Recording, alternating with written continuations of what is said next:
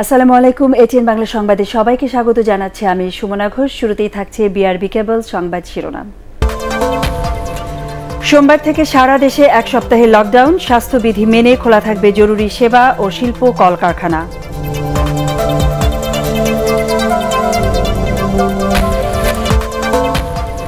Lockdown ঘোষণার পরই ঢাকা ছাড়ছে মানুষ, দূরপাল্লার বিভিন্ন রুটে টিকিটের বাড়তি চাপ।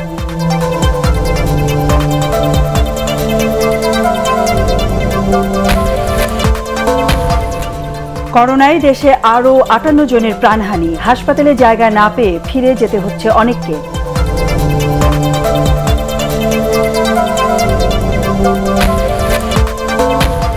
এবং নতুন ধরনের করোনা ভাইরাস প্রতিরোধে টিকার কার্যকারিতা পর্যালোচনার নির্দেশ জাতীয় পরামর্শক কমিটির।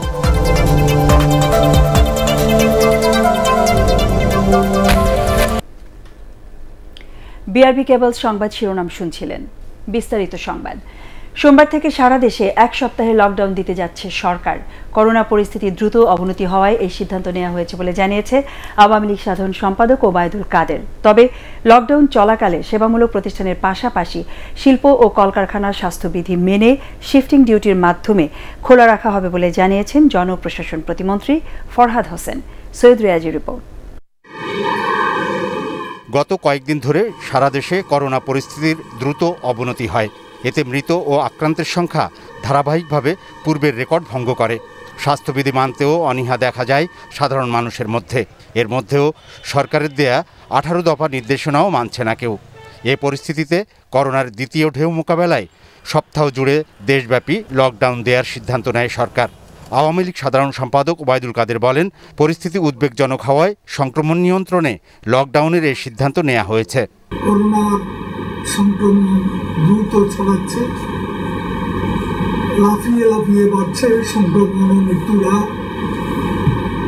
বিরাজমান পরিস্থিতিতে শেখ হাসিনার সরকার আগামী সোমবার থেকে এক সপ্তাহ সারা বাংলাদেশে লকডাউনের সিদ্ধান্ত নিয়েছে।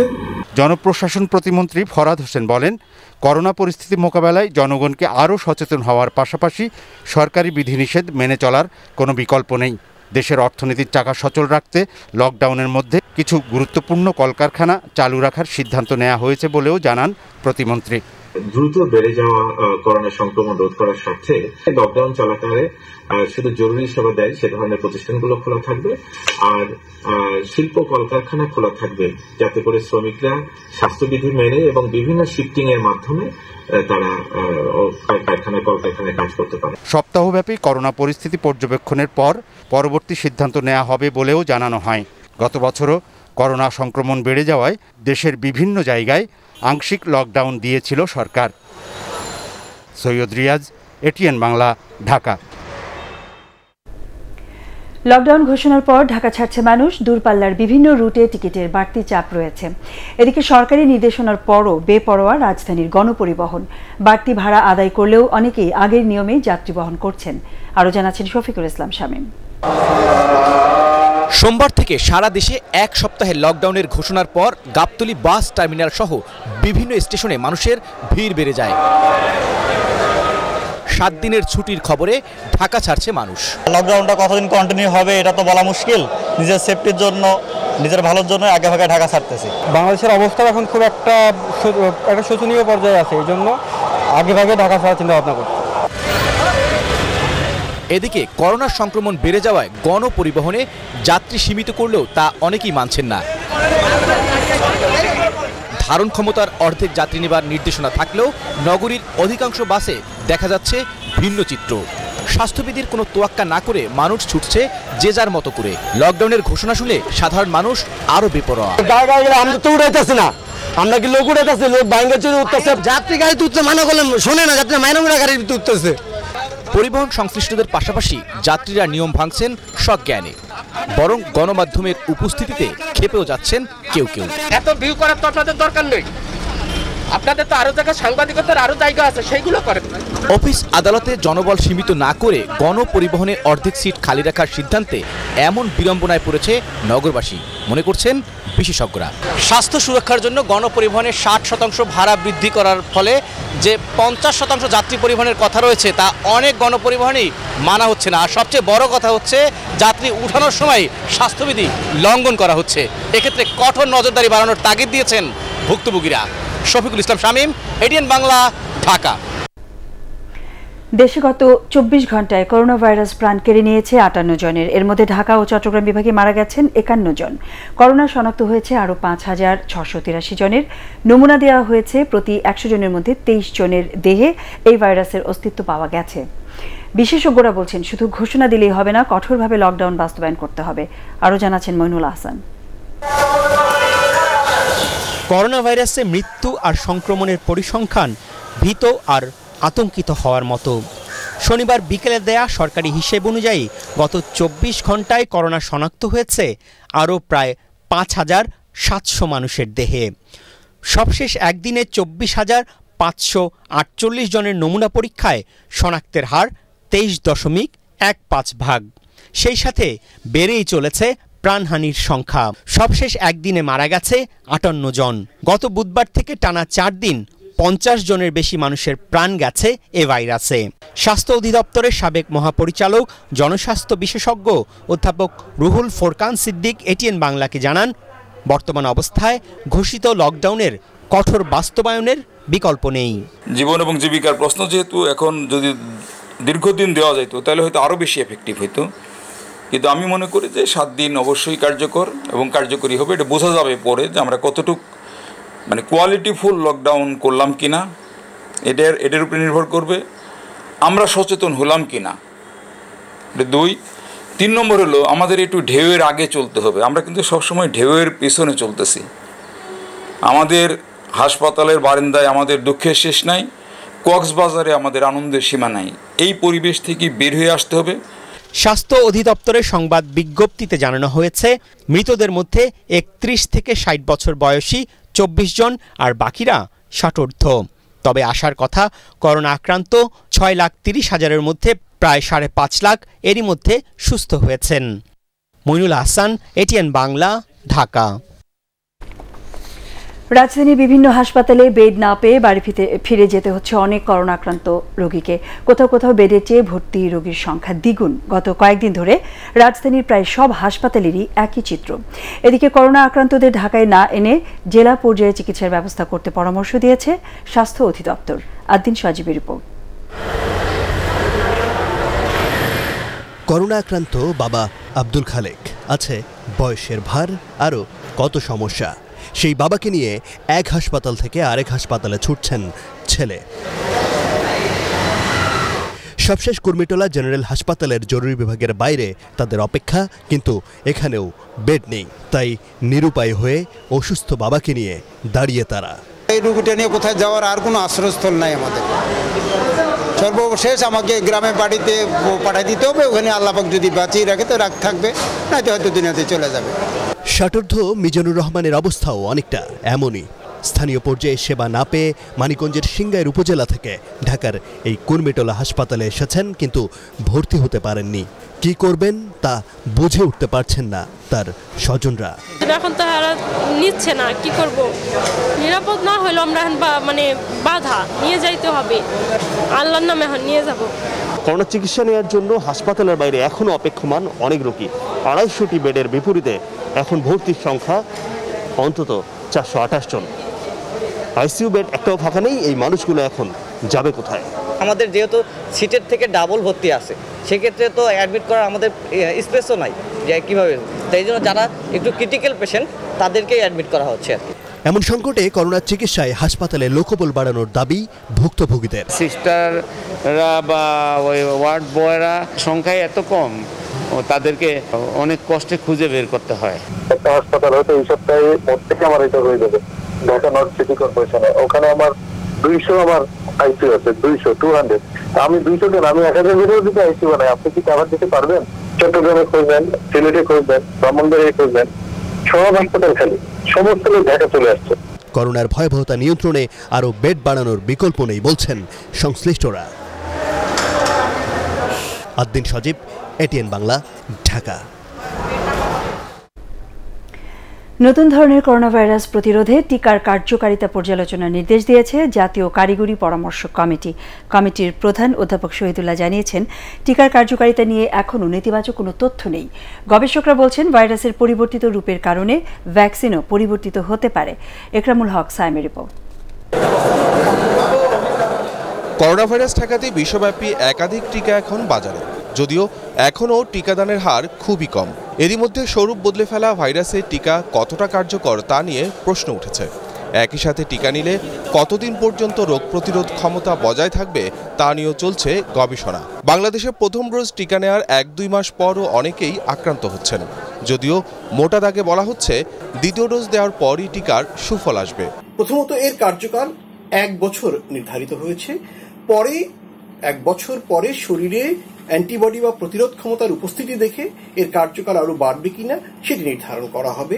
যদি 1 বছর পরে এর কার্যকাল না থাকে তাহলে আবার হয় বুস্টার ডোজ, না হয় পূর্ণাঙ্গ 2 ডোজ টিকা নিতে হতে পারে।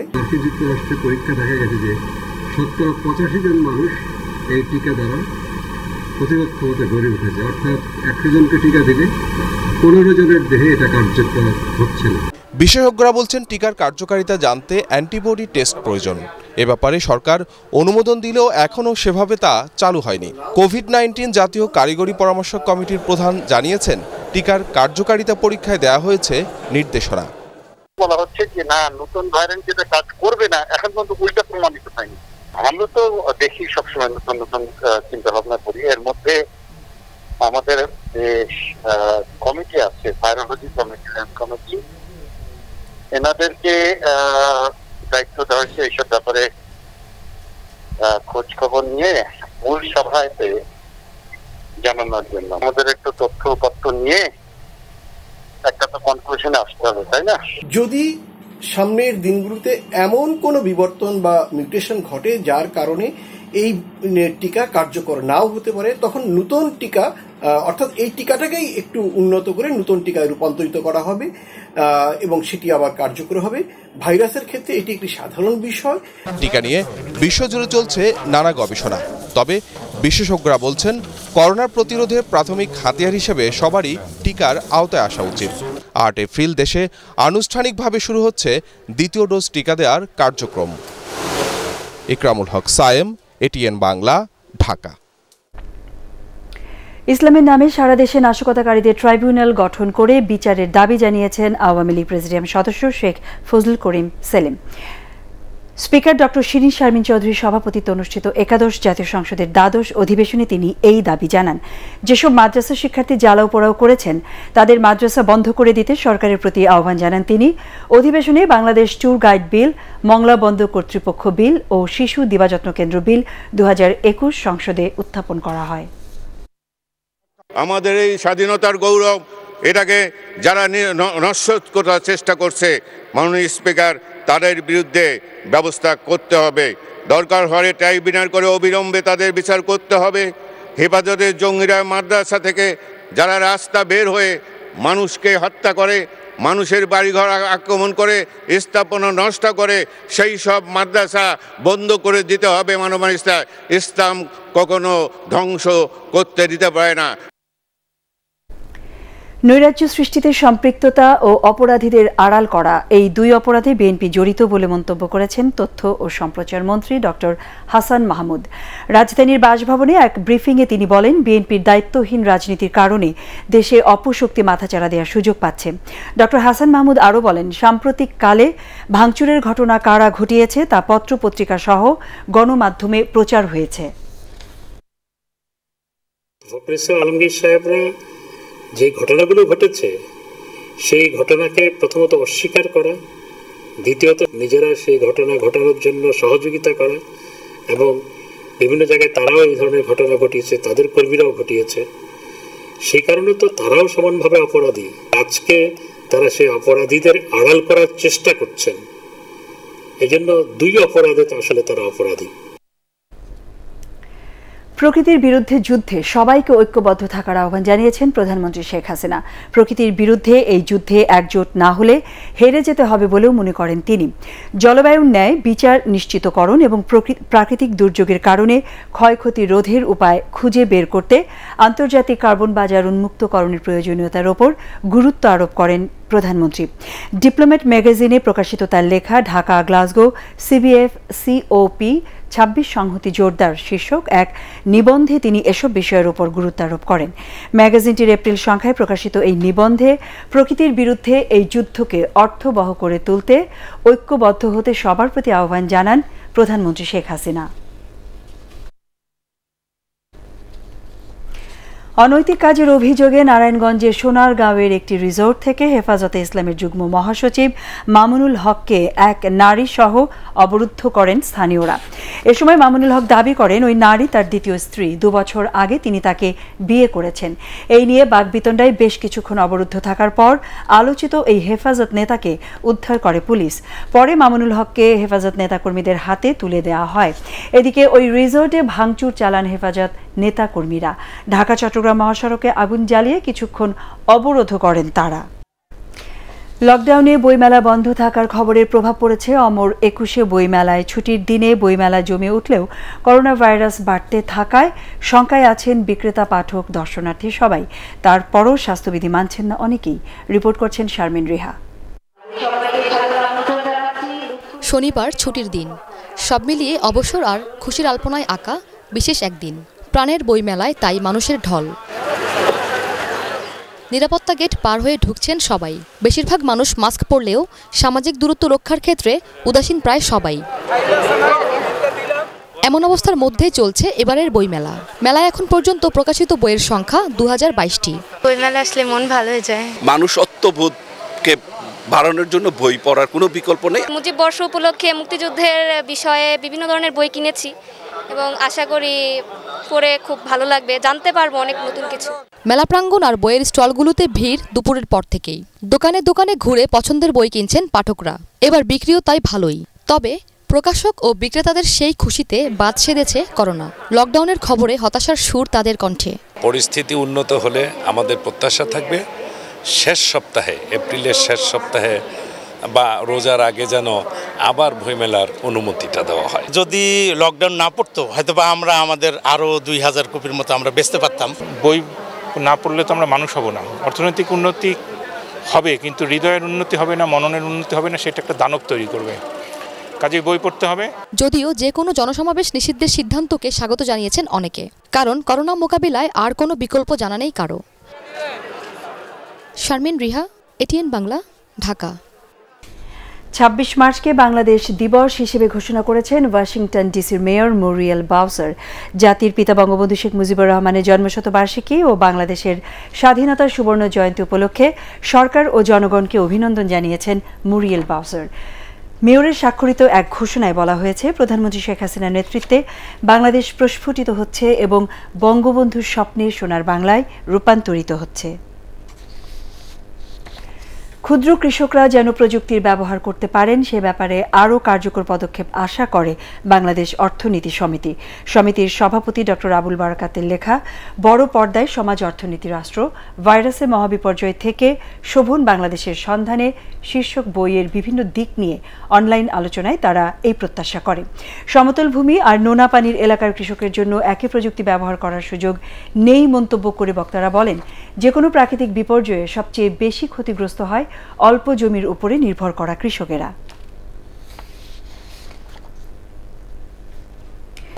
ব্রাহ্মণবাড়িয়ায় মাদ্রাসা ছাত্রদের হামলায় ক্ষতিগ্রস্ত স্থানগুলো পরিদর্শন করেছেন গণস্বাস্থ্য কেন্দ্রের প্রতিষ্ঠাতা ডাক্তার জাফরুল্লাহ চৌধুরী। দুপুরে 14 সদস্যের প্রতিনিধি দল নিয়ে ব্রাহ্মণবাড়িয়া প্রেস ক্লাব ও হামলায় আহত সাংবাদিকদের সমবেদনা জানান তিনি। এ সময় তিনি সাংবাদিকদের উপর হামলার ঘটনায় তীব্র প্রতিবাদ জানান। গণসংহতি আন্দোলনের প্রধান সমন্বয়ক জোনায়েদ সাকি এ সময় উপস্থিত ছিলেন। করোনা পরিস্থিতিতে সবাইকে স্বাস্থ্যবিধি মেনে চলার আহ্বান জানিয়েছেন গাজীপুর সিটি কর্পোরেশনের মেয়র জাহাঙ্গীর আলম। গাজীপুরের নগপাড়ায় নবনির্মিত ট্রাক টার্মিনাল পরিদর্শনে গিয়ে তিনি এই আহ্বান জানান। এ সময় সোমবারের লকডাউন প্রসঙ্গে গাজীপুরের মেয়র বলেন, সরকারের সিদ্ধান্ত বাস্তবায়নে সিটি কর্পোরেশন সর্বদা প্রস্তুত রয়েছে। সেন্ট্রাল গভর্নমেন্ট মাননীয় প্রধানমন্ত্রী বা স্বাস্থ্য মন্ত্রণালয় যেসব বিধিগুলো দিবে প্রত্যেকটি নাগরিকের মেনে চলা উচিত। যে কোনো মূল্যে আমাদের যে ব্যবসা বাণিজ্য আছে, আমাদের গার্মেন্টস সেক্টর আছে, সেই হিসাবে আমাদের এই নগরের মধ্যে দিয়ে প্রত্যেকটি জেলা বিভাগীয় শহর মানুষ যাতায়াত করে, সেজন্য যেন মানুষ যেন নিরাপদ আসা যাওয়া করতে পারে এবং এই যে করোনা রোগ থেকে যেন সবাই মুক্ত থাকে, সেজন্য আমাদের পক্ষ থেকে সিটি কর্পোরেশনের পক্ষ থেকে সরকার যেভাবে নির্দেশনা দেয় সেগুলো আমরা মেনে চলব। এবারে আল আরাফা ইসলামী ব্যাংক অর্থ সংবাদ।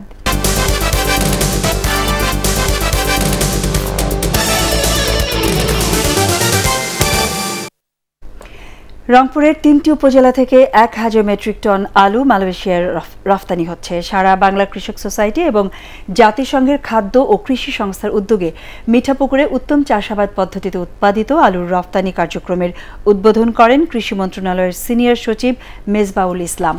বাংলাদেশ কৃষি উন্নয়ন কর্পোরেশনের চেয়ারম্যান ডক্টর অমিতাভ সরকার, বাংলাদেশ গম ও ভুট্টা গবেষণা ইনস্টিটিউটের মহাপরিচালক ডক্টর এসরাইল হোসেন, কৃষি সম্প্রসারণ অধিদপ্তরের অতিরিক্ত পরিচালক খন্দকার ওয়াহেদ এ সময় উপস্থিত ছিলেন। আন্তর্জাতিক সংবাদ।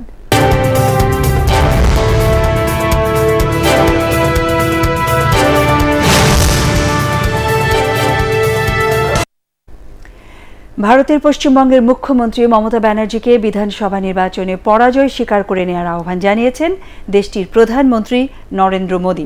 হুগলির হরিপালে জনসভায় তিনি বলেন, বিজেপি ক্ষমতায় এলে বাংলার মানুষ সব ধরনের সুযোগ সুবিধা পাবে। ৮ দফার এই নির্বাচনে এরই মধ্যে দ্বিতীয় ধাপ শেষ হয়েছে। তৃতীয় দফা ভোটকে সামনে রেখে প্রার্থীদের পক্ষে প্রচারণা চালাচ্ছেন নরেন্দ্র মোদী। পশ্চিমবঙ্গ থেকে তৃণমূল কংগ্রেসকে হঠাতে একরকম উঠে পড়ে লেগেছেন তিনি। এই লক্ষ্যে আগামী ৬ April Cooch Behar, ১০ April Siliguri, ১১ April Bardhaman, ১৪ April Barasat ও কৃষ্ণনগর এবং ১৭ এপ্রিল গঙ্গারামপুরে জনসমাবেশ করার কথা রয়েছে নরেন্দ্র মোদীর। রাজধানীর চিত্রশালা শিল্পাঙ্গনে শুরু হয়েছে ফুলেশ্বরী প্রিয়নন্দিনীর প্রথম একক চিত্র প্রদর্শনী জানালার গল্প। সন্ধ্যায় প্রদর্শনীর উদ্বোধন করেন শিল্পী রোকেয়া সুলতানা। প্রদর্শনীতে স্থান পেয়েছে মোট ২৫টি শিল্পকর্ম। প্রতিদিন বিকেল ৩টা থেকে রাত ৮টা পর্যন্ত চলবে এই প্রদর্শনী।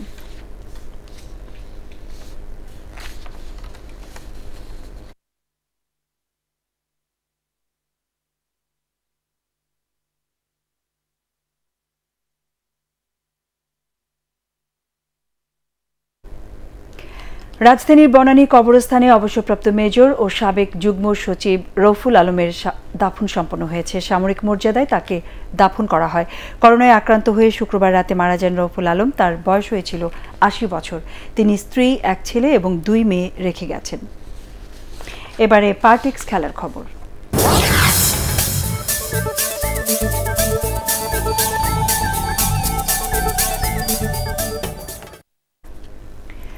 বঙ্গবন্ধু নবম বাংলাদেশ গেমসের ক্রীড়াবিদদের পারফরম্যান্সে খুশি বাংলাদেশ অলিম্পিক অ্যাসোসিয়েশনের মহাসচিব সৈয়দ শাহিদ রেজা। এদিকে গেমসের স্টিয়ারিং কমিটির চেয়ারম্যান শেখ বশির আহমেদ বলেছেন, সরকারি প্রজ্ঞাপন জারি না হওয়া পর্যন্ত গেমস চলবে। গেমসের তৃতীয় দিনে বেশ কয়েকটি ইভেন্টে নতুন রেকর্ড হয়। আরও জানাচ্ছেন পরাগ আরমান। যে কোনো গেমসের সবচেয়ে আকর্ষণীয় ইভেন্ট হলো অ্যাথলেটিক্স। সবার নজর থাকে দ্রুততম মানবীর দিকে। বঙ্গবন্ধু জাতীয় স্টেডিয়ামে পুরুষদের ১০০ মিটার ইভেন্টে 10.50 সেকেন্ড সময় নিয়ে স্বর্ণপদক জেতেন বাংলাদেশ নৌবাহিনীর ইসমাইল। আর নারীদের ১০০ মিটার ইভেন্টে 11.60 সেকেন্ড সময় নিয়ে নিজের শ্রেষ্ঠত্ব ধরে রাখেন একই দলের শিরিন আক্তার। ভীতি ছিলাম যে কি করা যায়, আবার দ্রুততম মানবের খেতাবটা ধরে রাখতে পারি কিনা। এই গেমসে ফার্স্ট হয়ে অত্যন্ত ভালো লাগছে। টাইমিংটা যদি এখনো দেখা হয়নি ভালো হয় তাহলেই আমার খুশি। গেমসে অ্যাথলেটদের পারফরমেন্সে সন্তোষ প্রকাশ করেন বাংলাদেশ অলিম্পিক অ্যাসোসিয়েশনের মহাসচিব।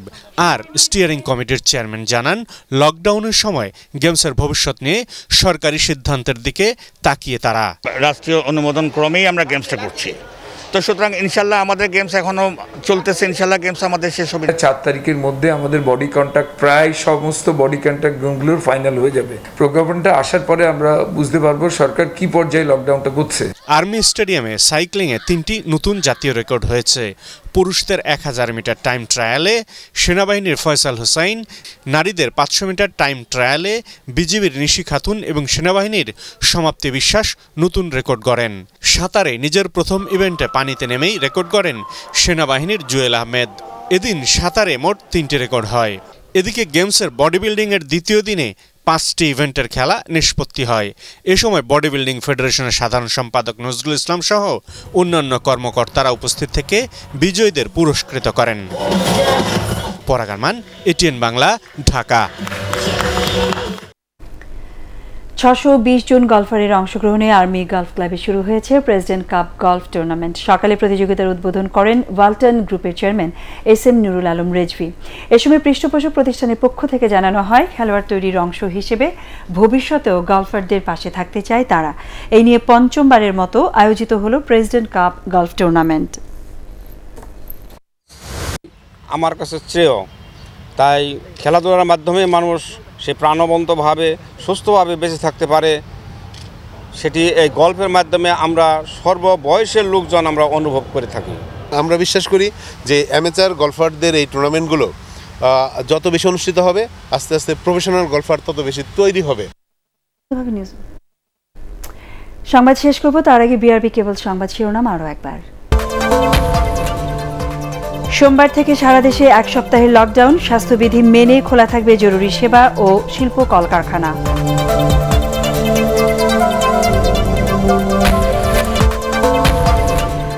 লকডাউন ঘোষণার পরই ঢাকা ছাড়ছে মানুষ, দূরপাল্লার বিভিন্ন রুটে টিকিটের বাড়তি চাপ।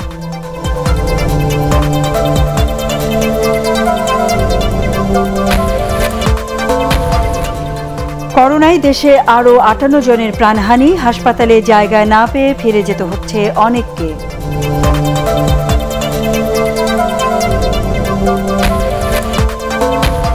এবং নতুন ধরনের করোনা ভাইরাস প্রতিরোধে টিকার কার্যকারিতা পর্যালোচনার নির্দেশ জাতীয় পরামর্শক কমিটি।